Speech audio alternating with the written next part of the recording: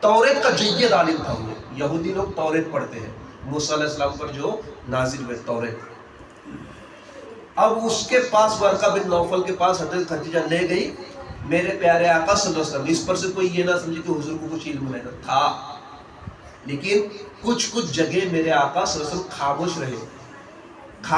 خاموش رہنا بھی اللہ کی کچھ مصلحت ہے. مثال بتاؤں میں، برا تو نہیں مانیں گے نا. آج مجھے یہاں پہ 24 سال ہو گئے زندگی گزارتے گونڈہ نگر میں. 24 سال میں سب سے میرا رابطہ ہے، ہر ایک سے، ہر ایک کو میں اچھی طرح پہچانتا ہوں. کون کیسا ہے، کس میں کیا ہے، کون کتنے پانی میں ہے، کون کتنی عبادت میں ہے، کس کے اخلاق کیسا معلوم.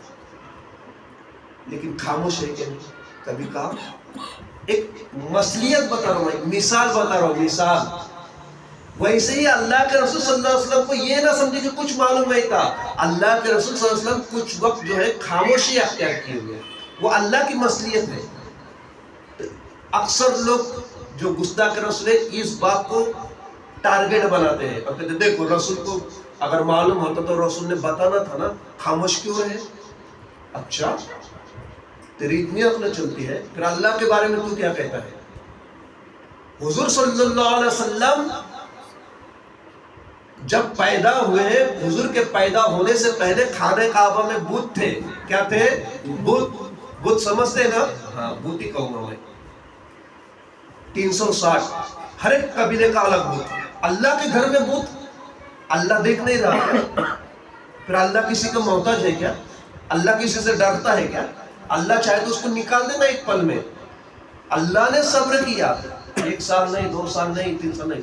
کتنے بتائے تھے حضرت؟ 4000 سال تک اللہ خاموش رہا. کتنے؟ 4000 سال. اب بتاؤ، چلو اس کی قدرت نہیں، اس کی قدرت. اللہ کو تو قدرت ہے کہ نہیں؟ ان اللہ علی کل شیء قدیر. اللہ ہر چیز پر قدرت ہے. پھر اللہ کیوں خاموش رہا 4000 سال تک؟ اللہ کو یہ بتانا ہے میں چاہوں تو ایک پل میں بت نکال دوں، لیکن میری مصلحت یہ ہے کہ میں نہیں نکالوں گا.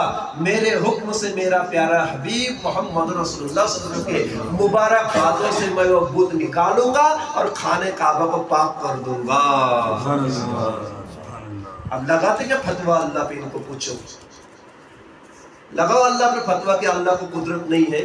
کیوں نہیں اللہ نے بت نکالا خانہ کعبہ میں سے؟ اللہ نے نکالا ہی نہیں، آخر تک اپنے پیارے حبیب صلی اللہ علیہ وسلم کے ہاتھوں سے نکلوایا. اللہ کو بتانا تھا میرے رسول کا مرتبہ یہ ہے کہ میں نکالوں گا تو فتح مکہ کے بعد میرے پیارے نبی کے ہاتھوں سے نکالوں گا.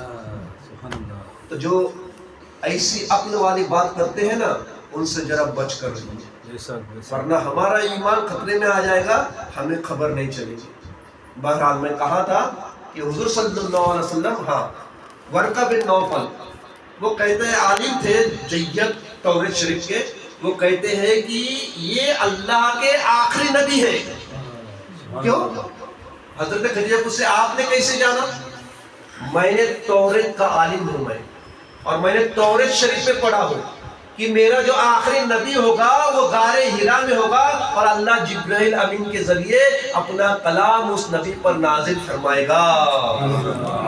اور توریت میں نے یہ بھی پڑھا ہوں کہ اس نبی کو ان کی ہی لوگ، ان کی ہی امت مکہ شریف سے نکلنے پر مجبور کر دیں گے. کاش میں اس دن تک زندہ ہوتا تو میں بھی اس نبی پر ایمان لاتا. لیکن اس کے بعد ورقہ بن نوفل کا یہودیت پر ہی انتقال ہوا. حضرت خدیجہ کبریٰ رضی اللہ تعالیٰ عنہ میرے پیارے آقا صلی اللہ علیہ وسلم کو گھر پر لے آئے. اس کے بعد جو ہے رفتہ رفتہ یہ قرآن شریف آپ صلی اللہ علیہ وسلم پر نازل ہوتا گیا. تقریباً 30 سال 6 مہینے کا عرصہ لگا. پورا قرآن شریف نازل ہونے کتنا؟ 30 سال 6 مہینے کا عرصہ، تقریباً کم و زیادہ لگا ہوگا، لیکن اتنا آتا ہے روایتوں میں. اب یہ قرآن کریم کوئی معمولی چیز ہے ایمان والا، جس کو بغیر وضو کا ہمیں چھونے کا حکم نہیں ہے. اگر جزدان نہ ہو، کپڑا نہ ہو، تو بغیر وضو کا چھونے کا حکم نہیں ہے، گناہ کبیرہ ہے. پھر وہ قرآن شریف کتنا عظمت والا ہوگا. اللہ تعالیٰ قرآن پاک کے 28 پارے کے سورہ حشر میں فرماتا ہے لو انزلنا علی الذین، اگر ہم اس قرآن کریم کو پہاڑوں پر نازل فرماتے اگر اس قرآن کریم کو سورہ حشر کی آیت ہے ابھی میرے ذہن میں ہے لیکن زبان پر نہیں آ رہی کہ اگر اس قرآن کریم کو ہم پہاڑوں پر نازل فرماتے تو خوف الہی سے پہاڑ چکنا چور ہو جاتا. وہ رسول کے قلب پر اللہ نے لو انزلنا هذا القرآن على جبل لرأيته خاشعا متصدعا من خشية الله. اگر ہم اس قرآن کو پہاڑوں پر نازل کرتے تو پہاڑ خوف خداوندی سے چکنا چور ہو جاتا. لیکن یہ میرے آقا صلی اللہ علیہ وسلم اللہ کے رسول کا قلب تھا جو اللہ کے کلام کو نازل ہونے کو برداشت کر پایا. پھر وہ قلب رسول کیسا ہو؟ پہاڑوں سے بھی زیادہ مضبوط.